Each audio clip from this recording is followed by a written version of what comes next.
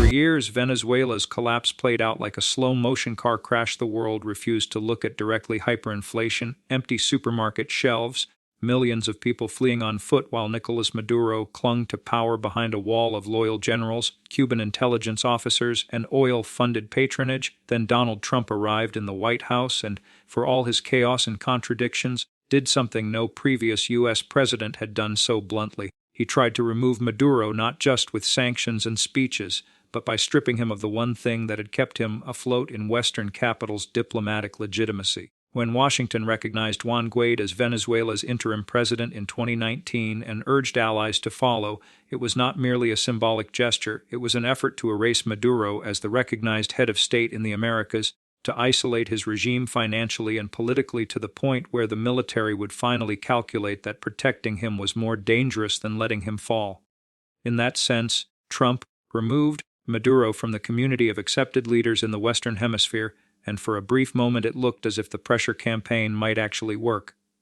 Banks froze assets, oil firms retreated, and foreign ministers lined up to declare that the Bolivarian revolution had curdled into naked dictatorship. Yet as the stakes rose and the prospect of real regime change, messy, dangerous, but real, loomed, one U.S. neighbor that had spent years parading its moral outrage at Caracas suddenly began to hesitate, retreat into process language, and reveal something far less flattering about itself. That neighbor was not Mexico or Brazil under its nationalist government. It was Canada, the country that had loudly joined the Lima Group to denounce Maduro, talked non-stop about human rights, and yet, when Washington moved from condemnation to actual leverage, responded in a way that critics now describe as timid, half-step, even cowardly.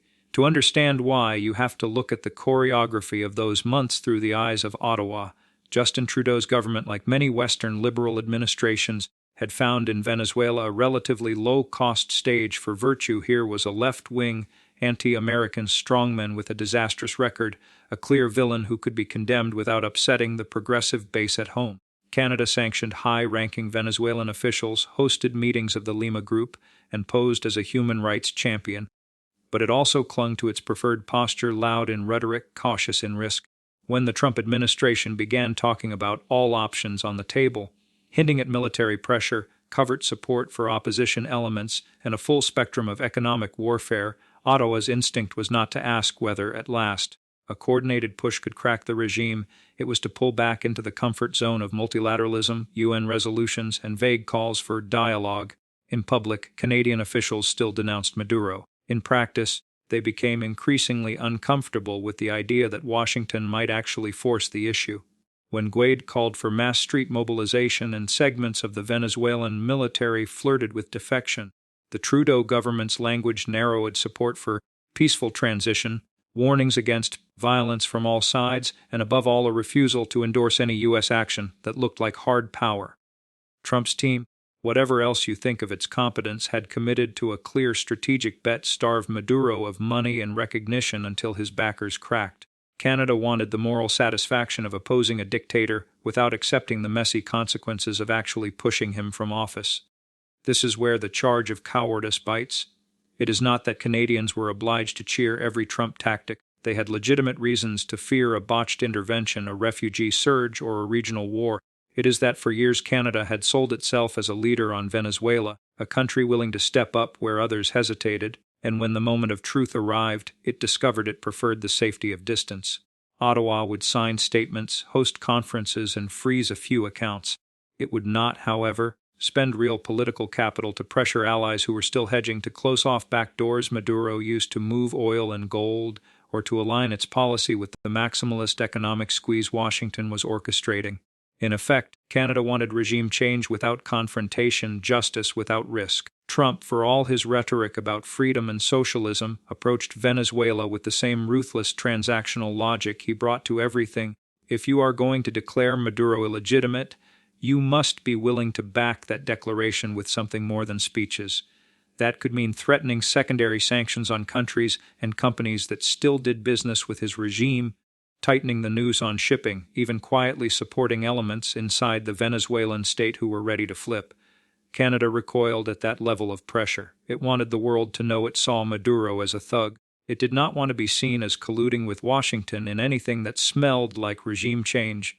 The deeper problem exposed by this episode is not about one Latin American crisis, it is about the way Canada understands power. For decades, Canadian foreign policy has floated on the assumption that hard choices will be made in Washington, that someone else will take the reputational and operational risks of confronting dictators, and that Ottawa can then occupy the more comfortable lane of humanitarian support and legalistic condemnation. When Trump turned to Maduro and said, essentially, "Your time is up," he broke that pattern. Suddenly, Canada's previous words had consequences. If you proclaim that a regime is illegitimate, that its elections are a sham, that its security forces are criminal, do you then stand aside when someone finally tries to force that regime out? Or do you own your rhetoric and acknowledge that the defense of democracy sometimes requires more than hashtags and sanctions on mid-level officials? Ottawa's answer, when stripped of diplomatic euphemisms, was, "We will stand aside. We will continue to say the right things, provide some aid and posture as defenders of international law, but we will not tie ourselves too closely to an effort that might succeed in toppling a dictator in ways that make us uncomfortable." Meanwhile, inside Venezuela, the people Canada claimed to champion watched this unfold with bitter clarity. They saw Trump's administration mobilize Treasury tools, twist arms in the region, and elevate Guaid in hopes of shattering the regime's aura of inevitability. They saw Europe and Latin America split, some countries hedging, others committing. They saw Canada, loud at first, become strangely muted at the very moment when unified pressure might have tipped the balance. And they drew their own conclusions about the reliability of Western promises. If you are a Venezuelan opposition activist hearing Western leaders talk about never again, responsibility to protect, and solidarity with democracy, and then you watch those same leaders flinch when a real political and economic offensive is launched against your dictator, what do you learn? You learn that Western courage is conditional, that it is loudest when the risk is lowest, that the minute someone like Trump, for all his flaws, forces the issue, the polite countries retreat to the safety of committees and communiques. None of this is a defense of every Trump tactic in Venezuela. His administration bungled outreach to parts of the opposition, misread the depth of Cuban and Russian backing for Maduro, and perhaps believed too easily that a tweet from Washington could topple a regime in Caracas. But the broader arc is undeniable. He tried to translate years of empty Western outrage into concrete leverage, to remove Maduro not just in speeches but in the real architecture of power. Canada, confronted with that translation, blinked. It wanted to live in a world where Maduro was gone, Venezuelans were free, and the moral ledger was balanced, but only if someone else did the uncomfortable work. That is what critics mean when they say Canada's response was cowardly. Not that it was pacifist or cautious, but that it wanted the fruits of decisive action without any stain of association with the actor. In the end, Maduro survived. Sanctions hurt, recognition battles played out at the UN, but the regime adjusted. Russia and Iran stepped in where Western firms stepped out. The Venezuelan people remained trapped between hunger and repression. Trump left office claiming he had been tough on socialism. Canada went back to talking about supporting democracy from the comfort of Ottawa. The opportunity, however slim, for a coordinated push that might have cracked the regime's inner circle had passed, and a message went out across the world, far beyond Latin America, when the chips are down and a Western leader, however flawed, decides to force the question with an autocrat. Do not expect Canada to be more than a chorus member in the background. It will sing the right notes.